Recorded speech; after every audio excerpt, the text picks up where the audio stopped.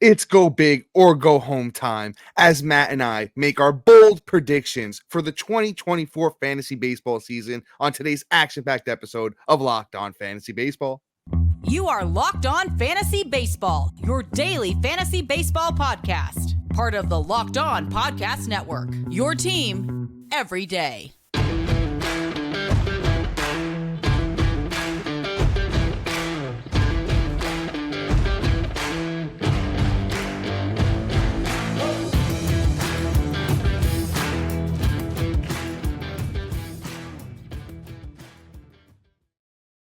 Hello, fantasy baseball fanatics, and welcome to the Locked On Fantasy Baseball podcast, brought to you by the Locked On Podcast Network, your team every day. As always, we're your number one source of fantasy baseball knowledge, and thank you for making us your first listen each and every day.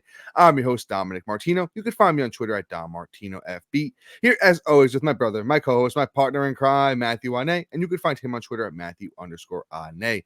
If you're listening on a platform like Apple or Spotify that allows 5-star ratings and reviews, we would truly appreciate it if you could do that for us. And if you're watching on YouTube and you haven't already, hit that little bell below. It subscribes to the channel and gives you notification every time we drop a new episode. And lastly, but most importantly to Matt and I, guys, join us on the Subtext platform with the season right around the corner. You get instant alerts right to your phone when it comes to injury updates, prospect call-ups, and much more than we could offer in this 30-minute podcast. And guys, we're getting right into it. This is one of the fun episodes. A lot of these last episodes have been really fun, but we're doing bold predictions today. And Matt and I are getting extra bold. I think we actually did really good last year. Go check that one out. But Matt, what do we got up first for today? I got a fun one, and it's a little repeat of yesterday, but I don't care. We're going big, we're going bold, or we're going home. And I'm not going home. I'm going bold with Tanner Bybee winning Cy Young this year. I mean, there is a path, there is a serious thought process behind my bold prediction. It's kind of my least bold take of the day, in all honesty. You know, you look at what Bybee did in the minors and how quick he was able to translate to the bigs and just pretty much just be a dominant force without even tapping into the major strikeout upside that the dude actually has. You know, Bybee in the minors had 30 more strikeouts than he did innings pitched. He only had one less than he did in the bigs last year. So ultimately, there is a serious path for a strikeout upside, which then, as long as he keeps that ERA down, which I think he can 100% do, and that strikeout then comes up on top, this dude could be a force and win the Cy Young. Like, there is just no doubt in my mind that this is just not the next level for him.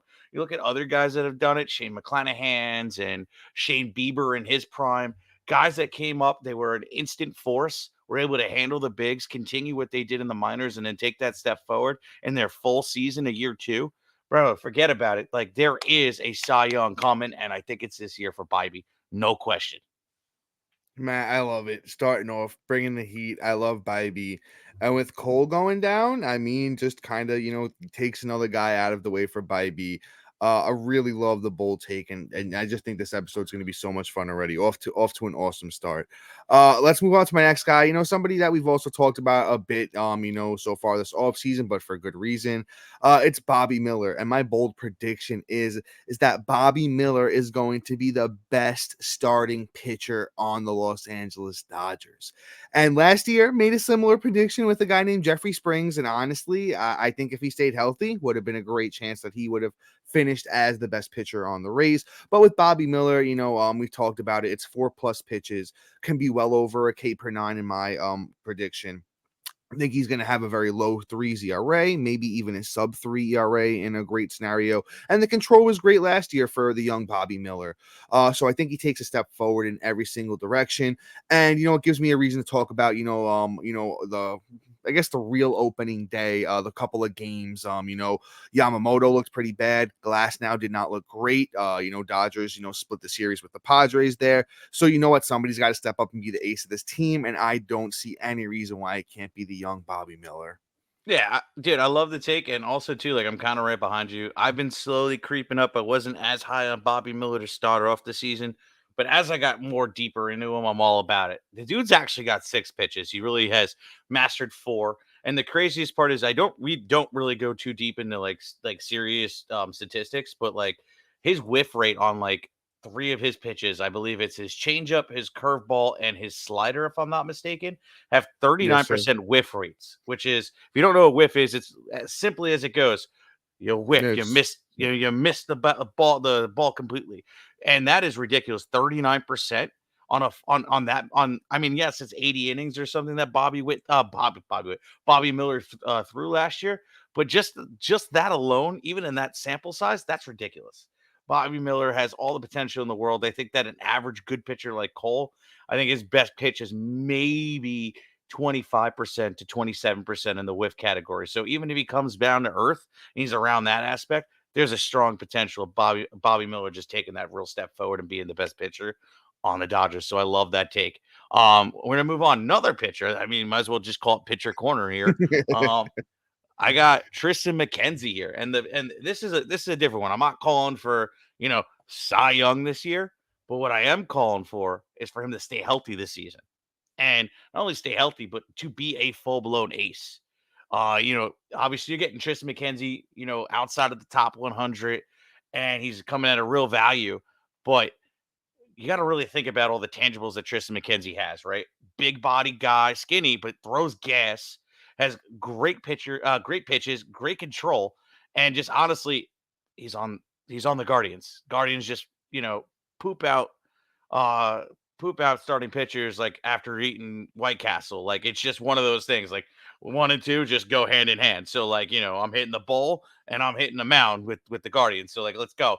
Enough wordplay. But anyway, Tristan McKenzie honestly just has all the ace upside in the world. And I truthfully just see a path where like, hey, he's frustrated. He wants to stay healthy and make a name and get paid too.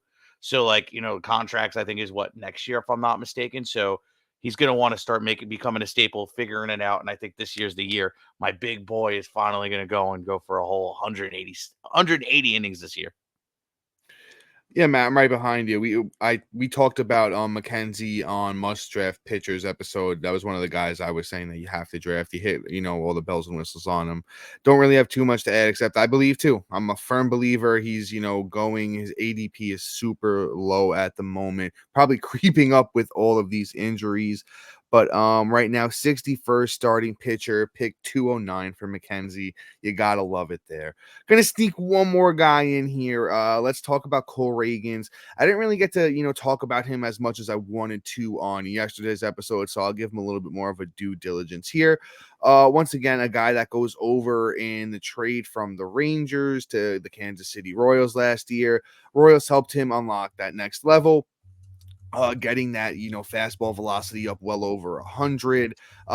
His secondary pitches aren't anything to slouch at either. And I just think there's no reason that Cole Reagans can't be, an elite starting pitcher and, take that next step. And like I said, okay, this is my actual bold prediction with Cole Reagans. I think I missed the points, got too excited here. So I'm predicting 160 innings for Cole Reagans and a Spencer Strider-esque 237 strikeouts in those 160 innings. So basically, I think Cole Reagans takes that Spencer Strider step in year 2 and just becomes a can't-miss pitcher. As Matt said, we don't like to get super nerdy on this podcast with all the underlying stuff. But if you go to Baseball Savant, a lot of red on his page. And when you go to Baseball Savant, that's the one thing you want to see is a lot of red. Absolutely love it. And that's really it on Cole Reagans. Had the monster year last year after the trade. Sub 3 ERA, over that K per 9. The whip was pretty solid too. Gotta love me some Cole Reagans. Yeah, man. I mean, Reagan's is somebody I'm really enjoying and excited to draft this season. And I just see a path for that too. And this is kind of more on like the volatile side. You know what I'm saying? Like, hey, Reagan's could also fall flat on his face. Like, I Yeah. mean, yes, like there's mechanical changes, and that's what we like to see. But also at the same time, like, there is a reason he couldn't make his way up the Rangers organization and get into the rotation. But I like it, and I mean, Reagan's is a darling this fantasy season, and I'm all about it. So, you know, let's go. Let's see. It's another moonshot. I mean, hey, if you can't tell, I like cryptocurrency, so like I just say moonshot all the time. Uh, but anyway, Cole Reagans uh, to the moon. yeah, exactly. All right, guys. So this is what I'm saying here. We got a bunch of other great bold takes, and we're gonna get a little bit more feistier and spicier as the episode goes on. And normally we don't move this fast, but we're already about halfway through. So this is fun. But yeah, so stick around. We got a bunch of great names, but before that, we got a sponsor for you. All right, guys, and we're talking about Ibotta.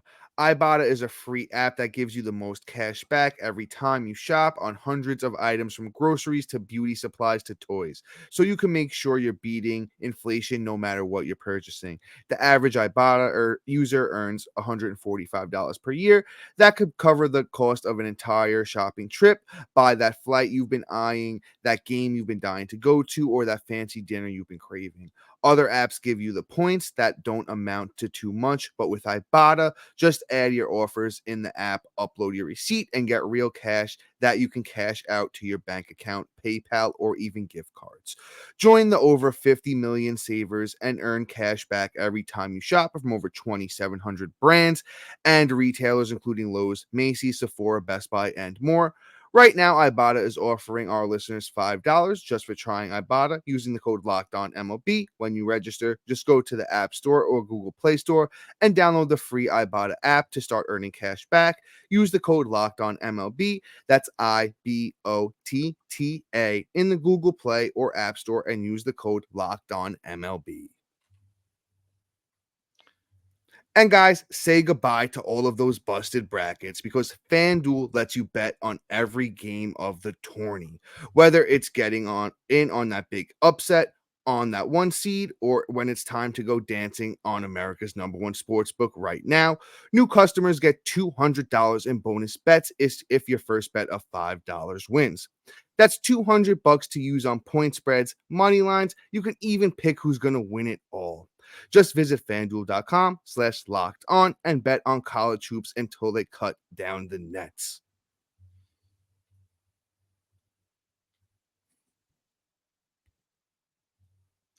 And guys, Locked On is Locked On Sports today is bringing. Wow, I'm reading the wrong one today. How you doing, Dom? I'm not doing great apparently. Are you guys? Here we go. Are you watching Fox Sports or ESPN on TV all day? Have you turned down the volume with all the shouting? Make the switch to Locked On Sports today. A free 24/7 sports streaming channel programmed for every day to bring you the biggest stories without screaming. Locked On Sports Today brings you can't miss analysis, opinions, and news streaming 24/7 on YouTube or on free on Amazon Fire TV channel app. Part of Locked On Podcast Network, your team every day. Introducing the Locked On Fantasy Baseball Podcast Diamond Club on Subtext, your ultimate fantasy baseball companion. Dive into this offseason with Dom and I as we provide you tier-based rankings of over 100 outfielders and starting pitchers ranked. You'll also have exclusive access to our prospect insights, sleepers, breakout busts, and personalized draft grades.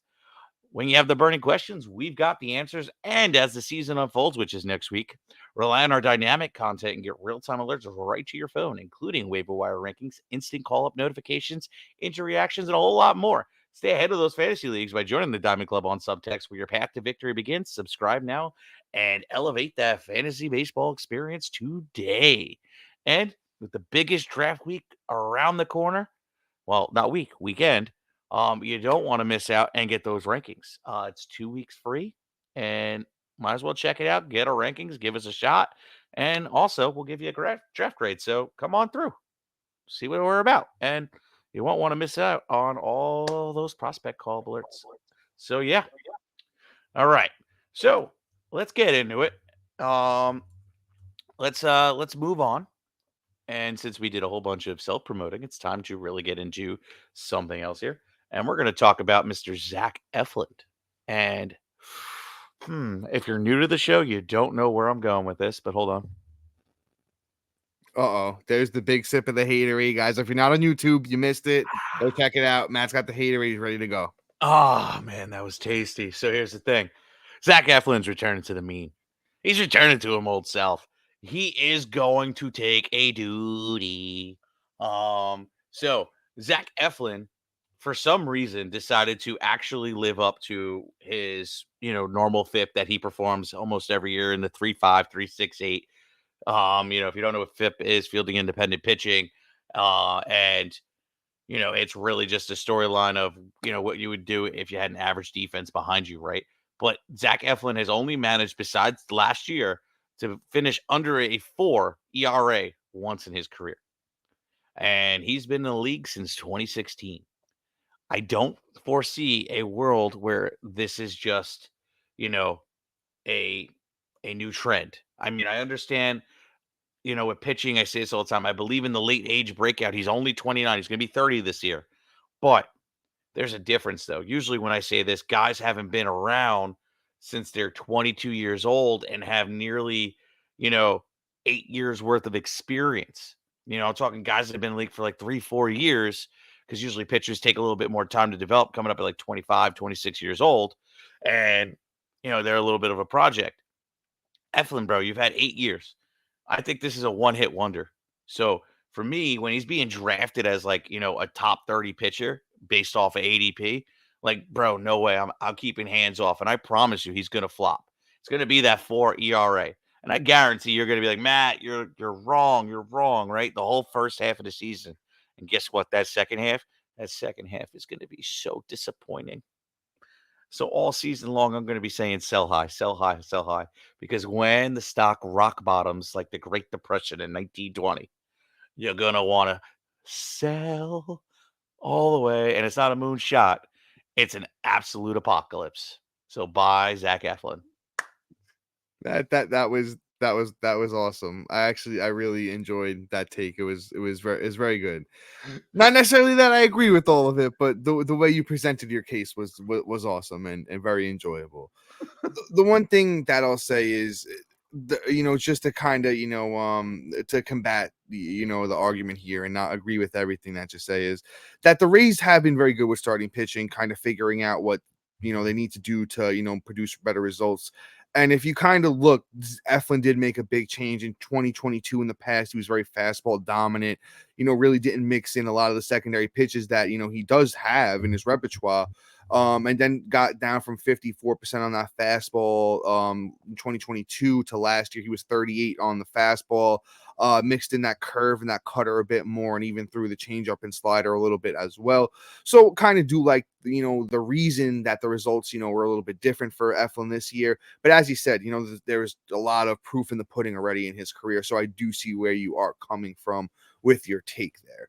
But let's move on to this next guy. Let's talk about, another young gun that, a lot of upside here. Let's talk about Riley Green, right? I made a similar prediction last year with Jared Kelenic. Didn't really work out. So this year I'm going with Riley Green. And my prediction for Riley Green is that he goes 25 homers with 25 steals and is an all-star in his age 23 season for the Detroit Tigers. Every reason to love, Riley Green was looking great before he got hurt last year, was hitting 288 with 11 homers and 7 steals in 99 games. So, that pacing really works out to, as I'm saying, that 25-20. He's still 23 years old. And he was the 5th overall pick back in 2019. I think he was the number 1 prospect at some point. Guys, correct me if I'm wrong. Yeah, he was. He was definitely at least top 5. But love me some Riley Green. I really think he's going to have a breakout season, play 150 games, be an all-star, 25 homers, 20 steals for Riley Green. Yeah. I mean, I completely agree. I think if anything, I don't know if he's going to be the representative for the All-Star. Just based off of, the fact that I feel like he's going to have a slow start in the power category, which is why I agree with when you sent the notes that you'd have 25 home runs.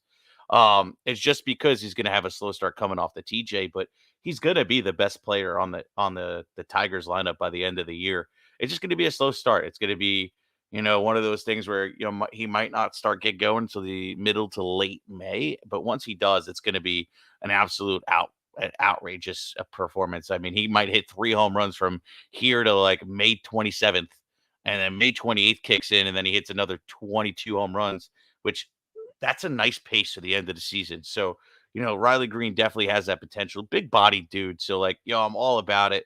Let's go. I'd love to see it. I have him ranked pretty nice this year as well.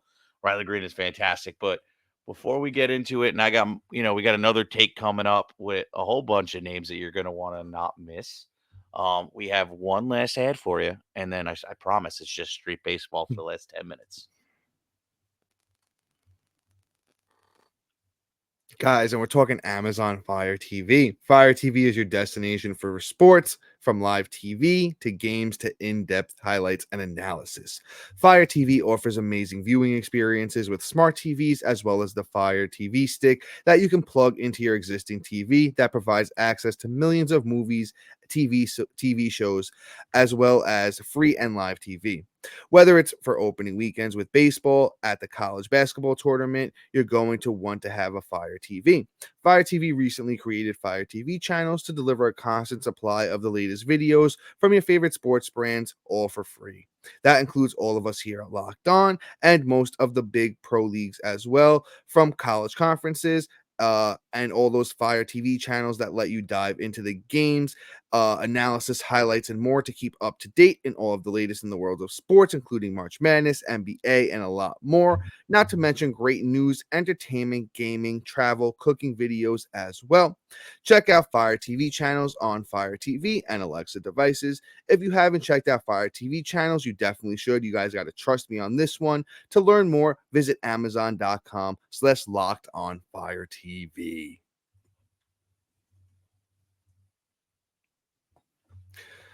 And all right, Matt, who do we got up next, my brother? All right. Well, we got the last one of mine, funny enough, because for some reason we blew through mine today. I And think you got one more. it's my last one. But yeah, oh no, I got one more. I apologize. I Yeah, I forgot think you about got him. one more in there. Dude, it's been a long day. This is what happens, guys, when you have two kids and a newborn is in the equation. Just yeah. All right. Christopher Morell. I wonder where I'm going with this. Well, I am going to Christopher Morell finishes as a top 20 outfielder this year.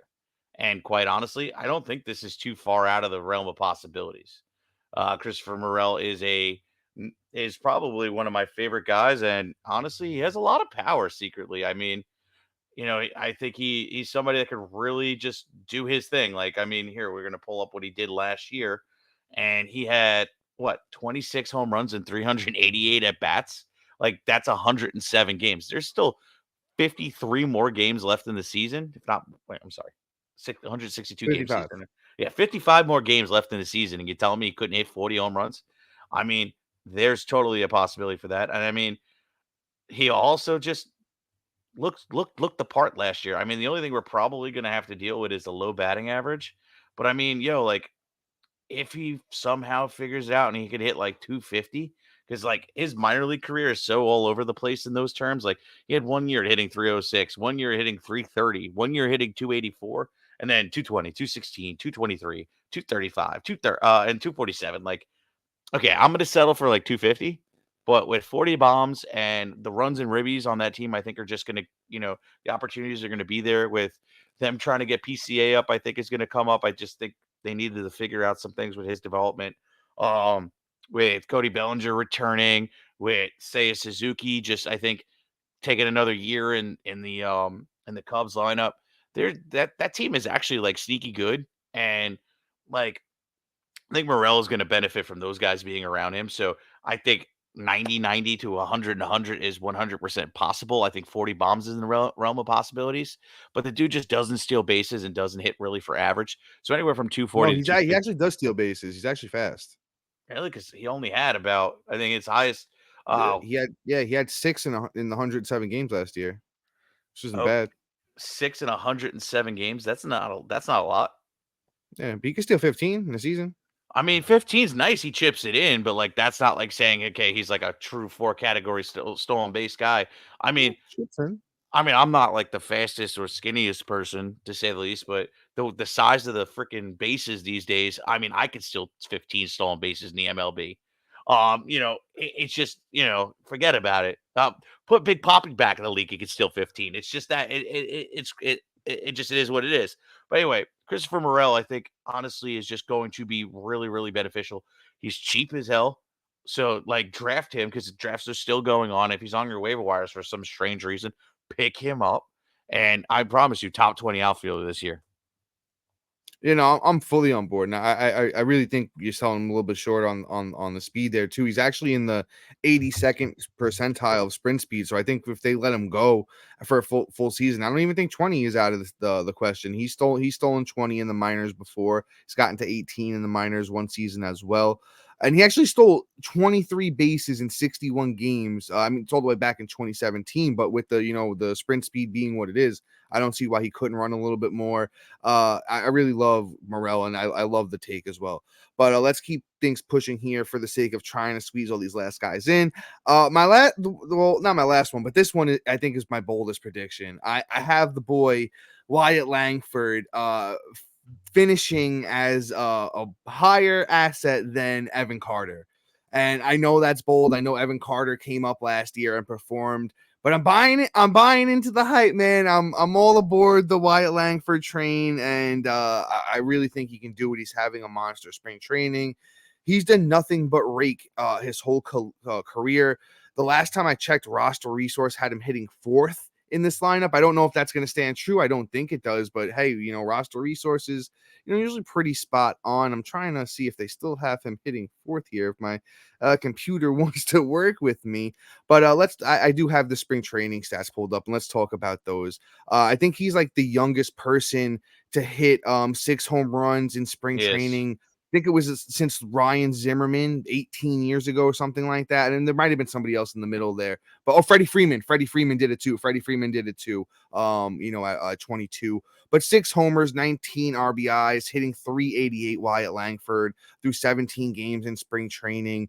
He's just been absolutely monstrous. And like I said, I do like Evan Carter. It's no knock against him. I just think Langford's going to be that good. So actually right now, with no Corey Seager in the lineup, Roster Resource has it Simeon, Carter, Langford, and Adolis Garcia. So it has Langford in the perfect position for RBIs runs. He could steal some bases and hit some, a good amount of homers too. So I think we got to buy into it. This might be the last time we're able to draft Langford this low. I mean, I could totally see the path, but I don't know if it's better than Carter. But I think honestly, the 1-2 and the runner-up for Rookie of the Year, I think, is going to be on the Rangers. So I wouldn't be shocked. I wouldn't be shocked either. But all right, I'm gonna get my guy in real quick, and then maybe we'll get lucky here. O'Neal Cruz winning MVP this year. That's just I think just the way he's performing spring, just the way he was going into last year before not forgetting how to slide. As long as this dude remembers how to slide, I think he wins MVP. Everything's on his side. I think he's going to have probably the best season that we can humanly possibly think. 40-30, 90-90, batting about 300. I really, really think O'Neal Cruz is just going to go full send this year and just hit that level. That's just going to be absolutely bananas. And I wouldn't be surprised if there's even more stolen bases in there. It might even be 40-40 this year. O'Neal Cruz is just bananas, and he's really showing it off.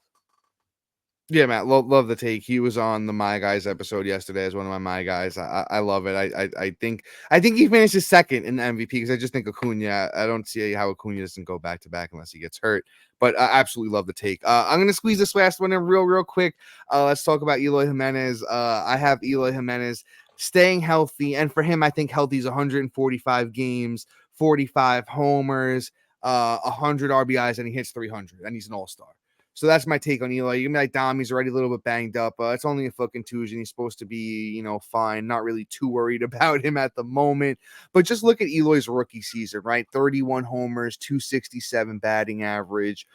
He's hit over 295 twice in the bigs before. It might not be over a lot of games, but Eloy's got that really good eye at the plate, really knows how to slap the ball around the whole field and hit for average. So I really wouldn't be shocked if this guy has a 40 plus homer, 300 batting average season. The RBIs really depends on the team around him, but I love me some Eloy this year. Bro, your lips to God's ears, bro. Eloy's my boy. I love him. If you guys ever see me rock a Sit White Sox jersey, it's the Eloy Jimenez jersey. Dom got it for me. But yeah, I mean, that's totally in the realm of possibility. If he misses 20 games, 30 games, I'm not mad. I'm totally not mad. That's the best news hands down. Let's go. Yeah, I just hope he's not hurt in the playoffs. But Eloy Jimenez moonshot if that's the case. But all right, guys. Dom, get us out of here, bro. Yeah, that's all for us today. Please be sure to like, subscribe, comment, rate, and review. Shout out to our everydays and new listeners making Locked On Fantasy Baseball your first listen each and every day. And guys, make sure you look out for a new episode tomorrow. And until then, see ya. Peace.